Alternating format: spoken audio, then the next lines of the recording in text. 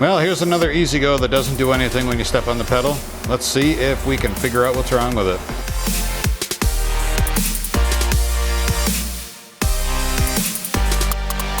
Alright guys, here we have a 2002 EZGO TXT gas. This one here is a do nothing when I step on the pedal kind of cart. So we're going to get it up on the ramps and see what it's doing. Alright, so on this one doesn't really present any major issues here. Let's see, I got the key on. It's kind of a little crooked in there, but it's, so we step on the pedal. We get a little bit of click-ins out of the solenoid, and then all of a sudden we get nothing. So the first thing we're going to do is we're going to check the voltage in the battery. Got the fan running because it's 11 billion degrees with 916,000% humidity. Willing to bet there's a 14.3.8716 chance that this battery is dead. Can you see that? No, you can't. Let's back you out a little bit. Ooh, there we go. It's positive, negative. I'm going to stab it right into the battery. All right, that says 12.6. Step on the pedal, nothing happens. So now we'll put the load tester on it and see what it does. This will tell us if we get a true reading. Well, a more true reading, I should say. There we go. Recording, yes. Put that on there. Okay, let's see what happens when we load her up. Okay. All right, so the battery is fine. It's not the battery. So the next thing I'm going to do is I'm going to tear apart these battery connections here. I'm going to clean them up. Probably going to have to, I have a feeling we're going to have to replace some terminal ends here. If this doesn't come apart cleanly, we might have to. This one here is a little funky. So that's a 570 amp cranking amp battery. And the reason I'm doing this is to eliminate a bad connection, because you can go through all of this pulling stuff apart and testing switches and all that fun stuff, only to find out that in the very beginning you had a bad battery connection, and it's best to just get it out of the way. Alright, so let's see if we can... Ooh. That's loose. We'll have to tighten that up.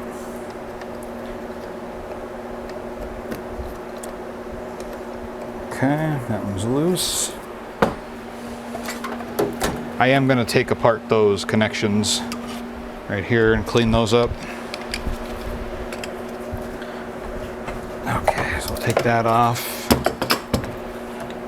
Take this off.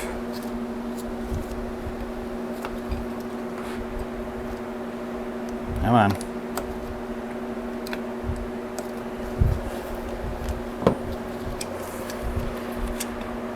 Always take the negative off first, so that way you don't touch the frame and arc against anything.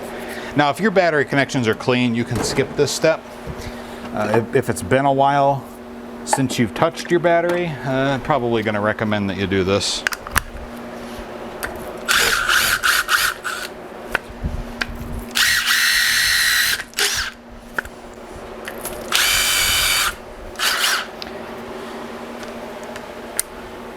One thing to keep in mind with these batteries, any battery, unless you have a connection actually touching the top of this post, it's not super necessary to go through and clean it.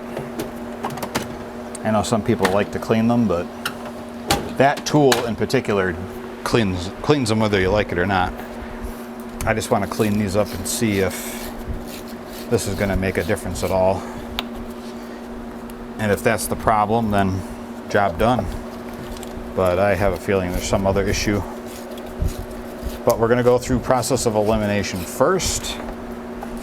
Okay, see if we get a result. Okay, so the same thing still, and these are tight. So we're getting intermittent solenoid clicks. I think I'm going to change this one just because it looks like that's been done a few times. Instead of screwing around with a wrench.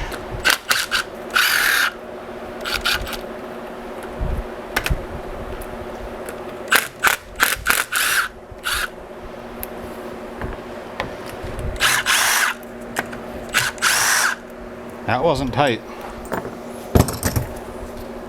Yeah, this one's a little gnarly. I think I'm just going to replace this one. This one's still in good shape, so we'll just reuse that. I'm going to take this little brush, see if we can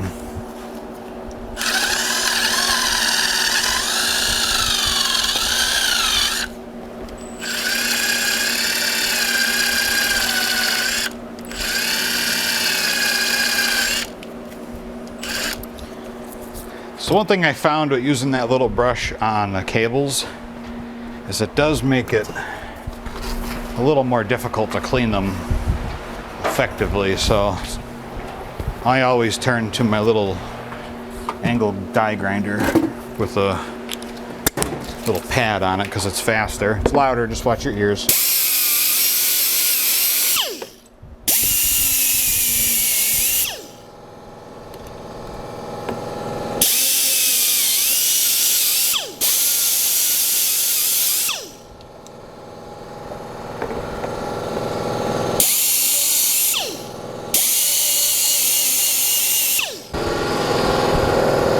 So we'll just replace it with a new one.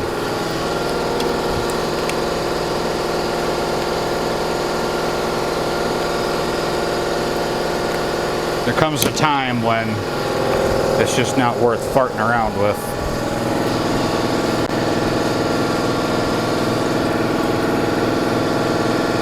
And when you're putting these terminals on like this, it's not really critical as to if you're doing positive or negative if there's nothing else connected to them. Since the polarity is irrelevant at the time. You just don't want to go and hook these up and be farting around with them like I am right now and then have to wrench on them. Okay, there's that one. This one's still good, so we'll just reuse it.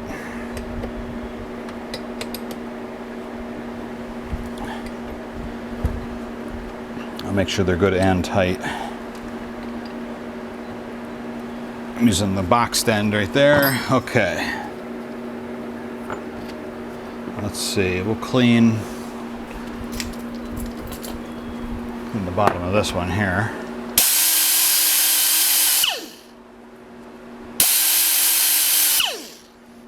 Get all that crap off there. All the ends are clean. Now what I like to do, and this is just me, but I like to take the cart, the solenoid positive, and go on one side. Doesn't matter. Like that. And then if there's a light kit, which there is, and it's not going to reach, so let me flip this around here. I'll put this on this side. If it'll go.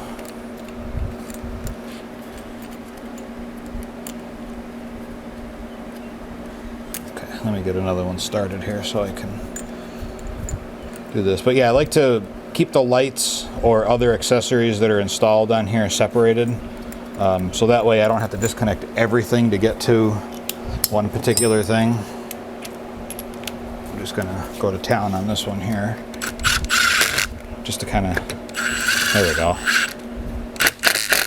And not ream them tight where they start bending and breaking, just tight enough so they tighten properly. I'm going to back this thing out because I want to correct this too. That's the wrong socket. I'm going to 1/2 inch on here.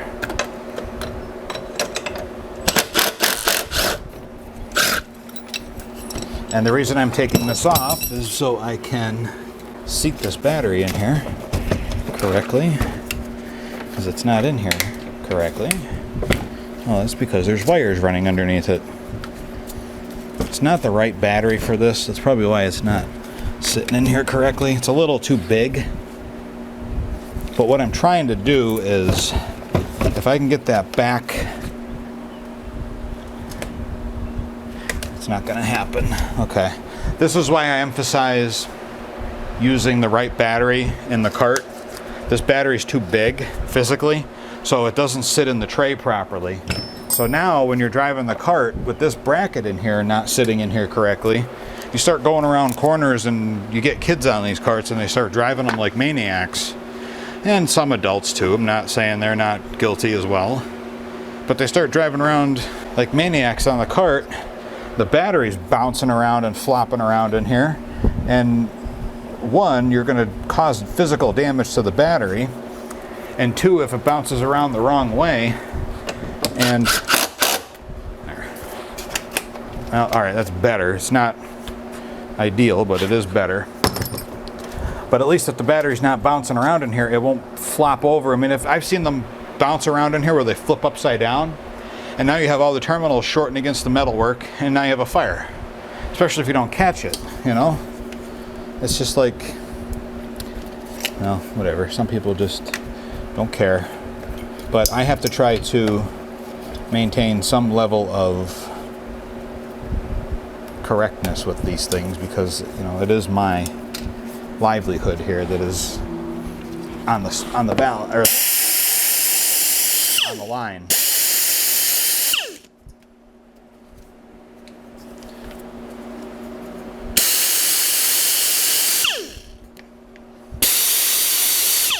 There we go. Got my little bench. It's nice. Water stored in the top of this cart.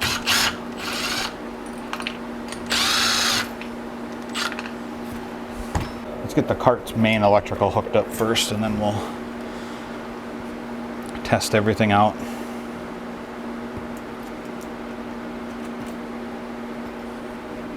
I know sometimes I start a thought and then I forget where I was going. I do that a bunch. What? The hell? There we go. Oop. Nope. And then sometimes you just can't. There we go. Okay. Pretty confident that, let's see, this wire I think goes here.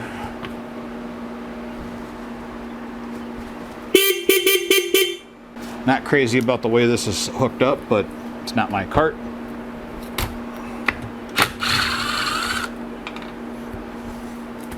So I don't have a say. All I can do is fix what's broke. One of the biggest questions I get is, why don't I wash the golf carts before I work on them?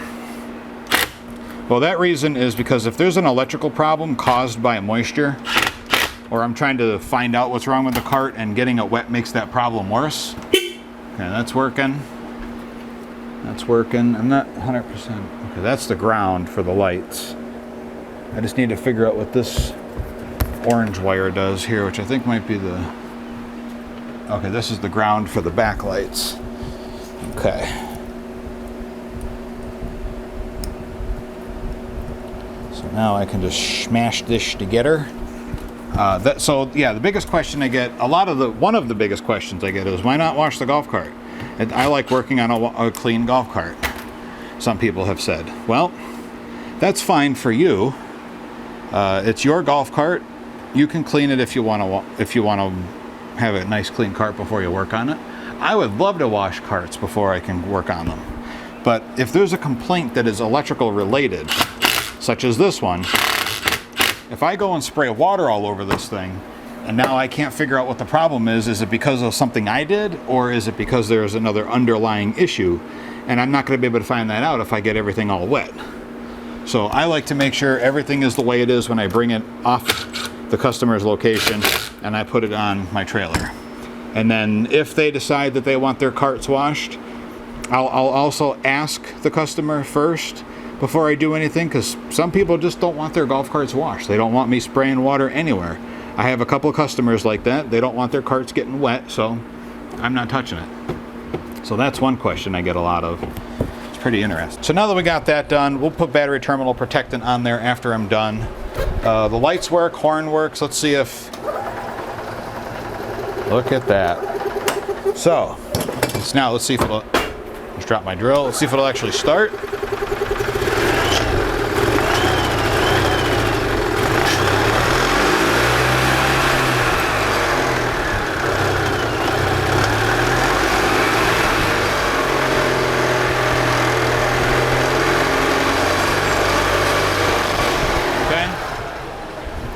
So it does run. Now what I want to do is get my battery and charging system tester.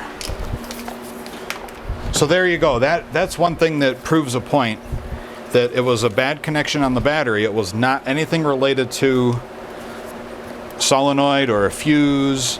It all comes down to clean connections on a battery. I can't stress that enough, how important that is. Battery status 12.87 volts.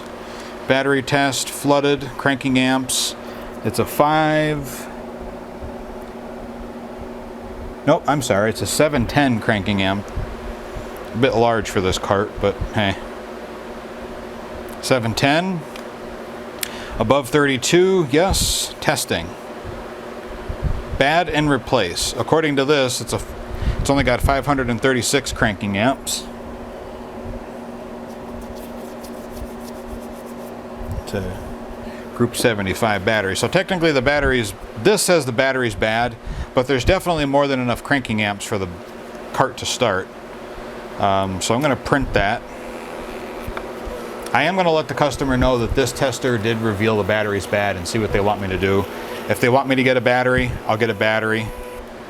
I mean, it's got 75% life left in it according to this. Seeing it's already dropped down to 12.68 and it's still dropping.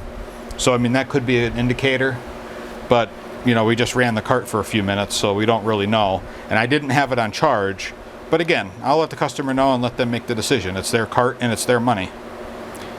Okay, turn off loads, start engine. Now let's see if it detects it. Sometimes it does. No. That's one thing with this tester, it's designed for cars, so it doesn't always detect. It doesn't always detect when I start the engine. So I have to turn the lights on really quick. So our charging system is working. 13.8 volts. All loads are off. 14.38. Turn the headlights on. Normal ripple detected. Voltage is the same. Okay, so that tells me that the charging system is working just like it's supposed to. And then we'll print that, and then we'll have this entire slip that we'll give to the customer. Like I said, I will let them know that this tester is determining that this battery is bad. And then we'll see if they want to change it. And like I said, if I'm changing the battery, it's going to be the battery that belongs in the cart. I'm not going to replace it with the same one. It's a crap a battery, so I don't know where the date is on it. I probably got to decipher the stupid serial number on the battery, because instead of just putting the date on it, like, you know, they should, they don't. And there's nothing on the back side. Yeah, see, that battery's not even secured in there. But there you go, guys. That just proves right there that if you're having electrical problems, if you're having issues with the cart not doing anything, the first and foremost thing that you should do before buying parts or replacing anything on the cart, don't just start guessing and throwing crap at it. Test your battery. Put a voltmeter on it. If your volts are 12 volts or higher and you have a load tester, then load test it. But if not, something that doesn't cost any money, take all this apart, clean it, and put it back together. You can use sandpaper, you can use emery cloth, baking soda and hot water in a cup if they're all corroded, to clean them off. That's what I would do. Start with the stuff that doesn't cost any money. And it was probably this. I'm willing to bet it was the rusted terminals all over this. So that's why I changed it out. You know, yeah, I could have probably cleaned it up, but this was having a hard time clamping. I couldn't get this to open. So that means it's all rusted and jammed inside here. which would have created a problem in the future. So this only cost that little bit of money in this clamp and my time. So that was a pretty simple fix. So that'd cost you like $5 in a repair if that was what you had to do, plus a little bit of materials to clean it. So simple things. You start with the simple stuff and then work your way down the line. Always, always, always start at the battery if you're not getting the engine to crank. So that's an instant start right there. All right, so I called the customer, left a voicemail. I didn't hear back yet. It's been a little bit. So what I'm going to do is I'm just going to treat this as if the customer is going to keep the battery. It's no big deal to drop the battery terminal protectant on the floor and then have to go chase it under the golf cart. It's not going to be any big deal for me to wipe this stuff off and change the battery if he decides that's the route we're going to go. But at least this way, if he decides not to change the battery this year, this is done. Cart's ready to rock and roll. So all right, there you go, guys. That has got to be one of the simplest fixes you could probably do, or at least diagnoses you could do to your cart to determine whether or not that's the problem, just by simply taking apart the battery connections and cleaning them. A lot of times that will fix many electrical issues, especially if the cart's not doing anything and you know the battery's good. So that's one way to just really quick and dirty get in there and check it out. So all right, guys, I just want to take this time and thank you very much for watching. As always, I do very much appreciate it. Be sure to like the video if you liked it, subscribe to my channel if you already haven't. Be sure to ring the bell icon to be notified anytime I upload a video to the channel. Be sure to check the video's description down below for links to products I use every single day to bring you these videos, and check out all my social media, Amazon store, and all that fun jazz. So all right, guys, until next time, we'll see you in the next video.